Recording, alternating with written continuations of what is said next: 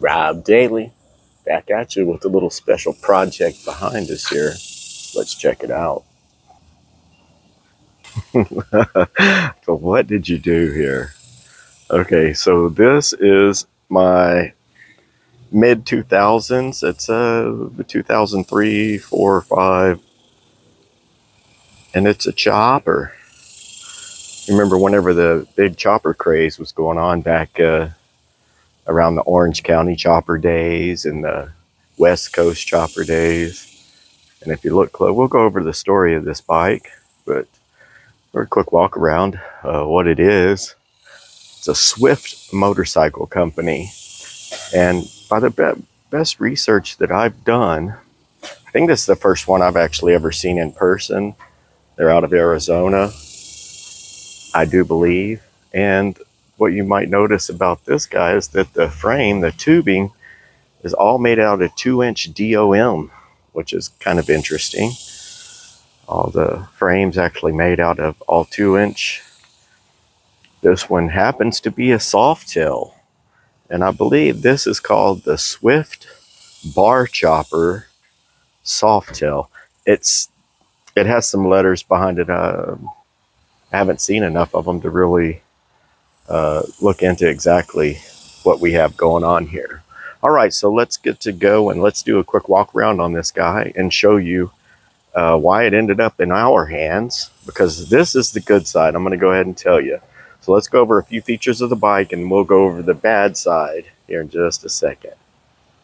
All right, for starters, it is chopped out, custom. Everything about this bike is, well, I would say it's custom, but it's an actual bike that was made in a factory. It's a factory made bike.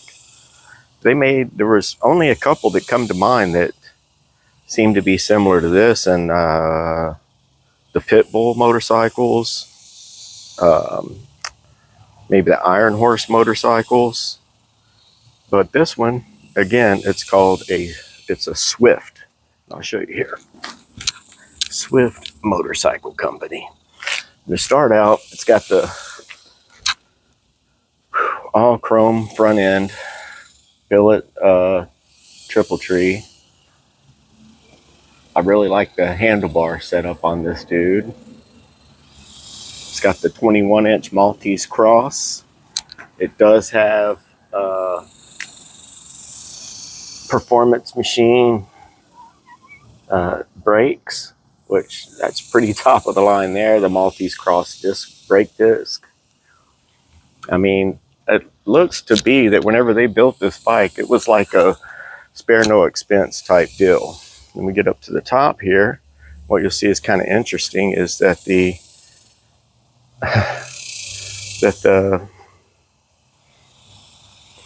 if we can get to it, the speedometer and the odometer are in the triple tree. And on the other side, you've got your tachometer.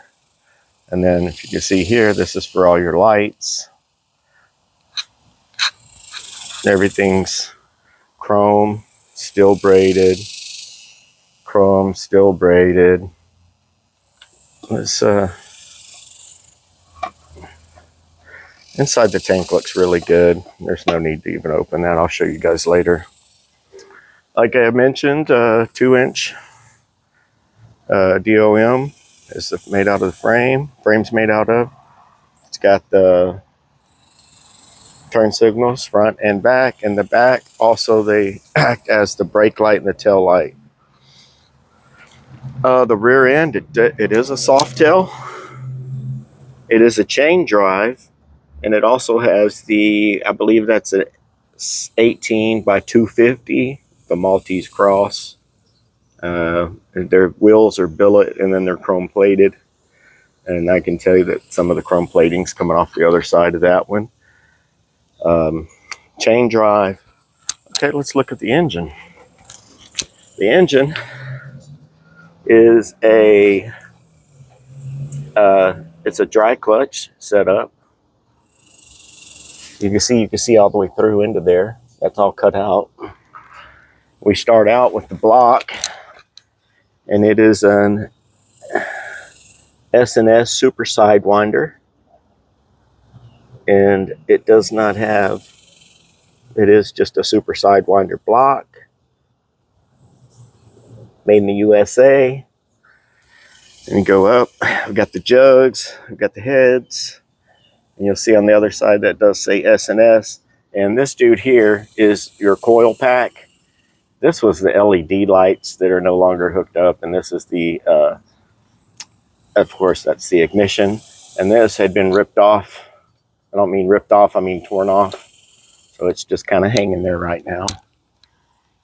Oil tank. It does have a cordon seat, and I schmoozed it with some leather treatment to try to get it to come back to life. So far, what do you guys think? It does also have a Baker 6-speed overdrive transmission, and I think that this is either a 113 or a 117. And the only thing that I've done, I did pull the spark plugs out.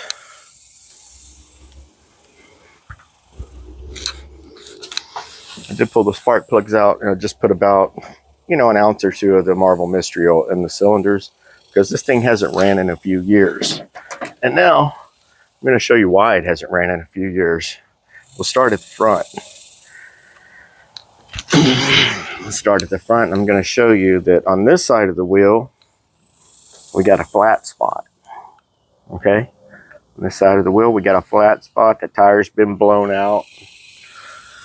So I'm not sure if that wheel can be fixed. I'm pretty sure it can. Is it worth it? I don't know. You can see we've got some scarring right here on the front end. And as we go up, we got some scarring right here on the brakes. Also here, which means that, okay, let's keep going on the scarring here. This is the other side. Okay. Again, I can zoom in and show you that this is the Baker 6-speed overdrive transmission. Oil tank seems to be all right. S&S jugs. I've never liked these air cleaners. They suck, and I wouldn't have it anyway. I would rather put, there's several other air cleaners that are way better than this, and I don't like that. That was kind of a fad back then. This whole bike is kind of a fad, to be honest. S&S. Everything looks to be pretty good. It's got a shorty carburetor on it. And when we get down here, you can see that this is some more of the nightmare under here. This just ground all the way down. This ground off. I believe this got broken all the way off because it looks like someone has re-welded this back together, and it's still a little bit crooked. Not 100% sure there. I think this rubbed against there. And then on our electronics cover, which would be like on an old bike, the points cover. On this one, I'm going to just call it the timing cover. It just got smacked off. And if you look real close, one of my nugs that holds all this together and in place is just got ripped out with the whole thing. It got broken off. So I don't know, guys. What do you think? This bike looks like it was a monster. A monster. Okay, and then the pipes, it's got just the super simple, what do they call them? They're not radius, but they're just like drag pipes, maybe. There's a name for them. I can't think of it. You can see where whenever it hit, it slid here, and it crushed this pipe in, and it bent them both back a little bit. So yeah, definitely these pipes need to be replaced. But I can tell you, these are some like fucking like Walmart or Kmart type pipes anyway. They're super cheap. They don't have any kind of name brand on them. But as far as the engine goes, man, it looks solid. That needs to be thrown away anyway. Again, this is all, I believe, Precision Machine, Performance Machine, whoever makes all the badass Harley stuff as far as the brakes go, And then again, here on the side of the swing arm, you see where she got a little road rash there. I can see where the swing arm bottomed out into the fender here on both sides. As far as the frame goes, it doesn't appear that it's bent or the neck or any of that. It looks like all this needs to be straightened out.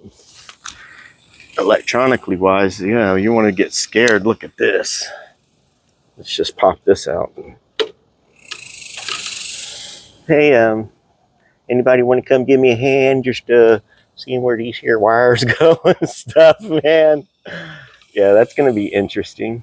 The bike didn't come with the battery in it, so we'll get one of those. I went ahead and put a little Marvel Mystery Oil in the cylinders to let them soak. And I did just give like the carburetor, the whole outside of the carburetor, a little spray with some WD-40. Maybe I need to do that to the exhaust screws and to all of these screws here, because to be honest, I see the wire coming in here and it's going through here and it looks like it's okay. And I don't know. I guess I could do a compression test on the bike like it is, if I can get it, put a battery in and get it to roll over, and then we'll take it from there. But here she is, guys. This is I think it's a 2004 Swift Bar Chopper Softail. 250 rear tire. I mean, it's definitely dated as far as the way that it's styled and the way that, and like everything about it. It reminds me of the billet Chevrolets with all the bow ties on them back in the late 90s, you know what I mean? But this is the thing. I think if someone could take this power plant and transmission, and it would be a hell of a hot rod. So let's do a compression test on it. Let's see what this wiring fiasco is. And I'm going to see if I can make it fire up. I'm going to at least make it turn over, spin over. We'll go over to the good side to leave the video on, guys, because this really, from this side, man, it's not a bad looking bike. Pardon me. So again, next, we'll put some power to it. We'll see if she spins over. I'm not so sure because the ignition was in here and this was just all hanging down. So those wires might be pulled out. And I don't know if somebody has actually, after it was wrecked, has tried to, has messed with it. But this is what I think happened, ladies and gentlemen, because it has only a flat side on the right side, okay? That tells me, and the whole right side of this guy is where it's jacked up. One of two things happened. Whiskey throttle, the bike got out of hand, but that doesn't make a lot of sense unless you got on it and you're too close to the curb on the right and you hit the curb.